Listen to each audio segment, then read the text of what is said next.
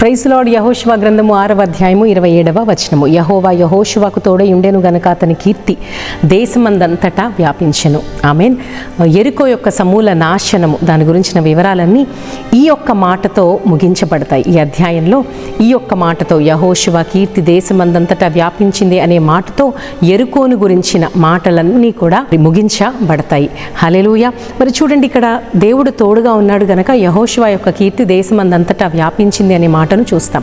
చూడండి, ఈ మాటలో దేవుని శక్తి అలాగే యెహోషువ విజయానికి మధ్య సంబంధాన్ని మనం చూడొచ్చు.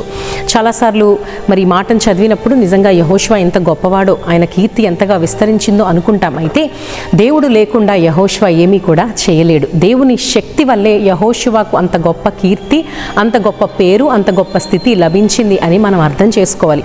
అది యెహోషువ జ్ఞానమో తెలివితేటలో సామర్థ్యమో కాదు, కానీ దేవుని శక్తి ద్వారా యెహోషువ అంత గొప్ప విజయాన్ని సొంతం చేసుకొని ముందుకు సాగాడు అని మనం చెప్పవచ్చు. తద్వారా అతను గొప్ప కీర్తిని పొందుకున్నాడు. దానికి యెహోషువ ఏం చేశాడు అంటే ఏమీ లేదు, కానీ దేవుని మాట వింటూ కొనసాగాడు. దేవుడు యెహోషువకి ఎప్పుడు కూడా తోడై ఉండడానికి కారణం కూడా అదే. యెహోషువ ఎప్పుడు కూడా దేవుని మాటను వినేవాడు. అలాగే దేవుని పైన అమితమైన విశ్వాసాన్ని, నమ్మకాన్ని ఆయన కనపరిచాడు. ఐగుప్తు నుంచి బయలుదేరినది మొదలు యెహోషువ ఎప్పుడు కూడా దేవునికి లోబడుతూనే వచ్చాడు. ఎప్పుడు కూడా గొప్ప నమ్మకాన్ని దేవుని పైన నిలుపుతానే వచ్చాడు. ఎంతోమంది అవిశ్వాసముతో మాట్లాడినా దేవుడు ఒకటి చేయమంటే మరొకటి చేసిన, దేవునికి కోపాన్ని తెప్పించిన లక్షల మంది బయలుదేరారు, కానీ అందులో ఇద్దరిలో ఒక్కడిగా యెహోషువ కనబడతా ఉన్నాడు. ఆయన మాత్రమే, ఆ తర్వాత కాలేబు మాత్రమే వాగ్దాన దేశానికి చేరుకున్నారు. మిగతా వారందరూ రాలిపోయారు.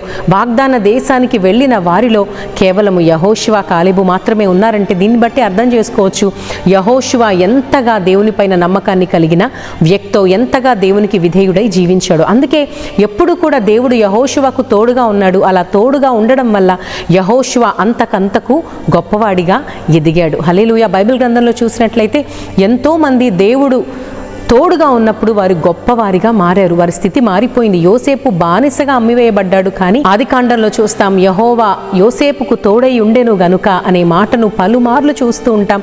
అందుకే బానిసగా ఉన్న యోసేపు ప్రధానిగా మారాడు. దేశమంతా కూడా ఆయన కీర్తి విస్తరించింది. నలుదిక్కులా ఆయన పేరు మ్రోగి పోయింది. దేవుడు మనకి తోడుగా ఉంటే మన స్థితి కూడా మారుతుందా? మనము కూడా గొప్ప పేరును సొంతం చేసుకుంటామంటే ఖచ్చితముగా ఆ రోజు వారికి సహాయం చేసిన దేవుడు ఈరోజు మనకి కూడా సహాయము చేసేవాడు. దేవుడు నిజంగా మనకి తోడుగా ఉంటే గనక మన స్థితి మారుతుంది, మనకెంతో చక్కని కీర్తి లభిస్తుంది. మరి మనం చేయవలసింది ఏంటంటే యెహోషువ వలె, యోసేపు వలె, మరెంతో మంది భక్తుల వలె ఆయన ఎడల భయభక్తులు కలిగి జీవించినప్పుడు, ఆయన చెప్పినట్లుగా నడుచుకున్నప్పుడు, ఆయన ప్రమాణాలను నమ్మి ఆయన చిత్తానుసారముగా మనం బ్రతికినప్పుడు తప్పకుండా దేవుడు మనకి తోడుగా ఉంటాడు. ఆయన తోడే మనల్ని ఉన్నత స్థితికి నడిపిస్తుంది. అటువంటి గొప్ప దేవుని సహాయము, ఆయన తోడు ఎల్లప్పుడూ మన జీవితాల్లో మనకి దేవుడు అనుగ్రహించును గాక. God bless you.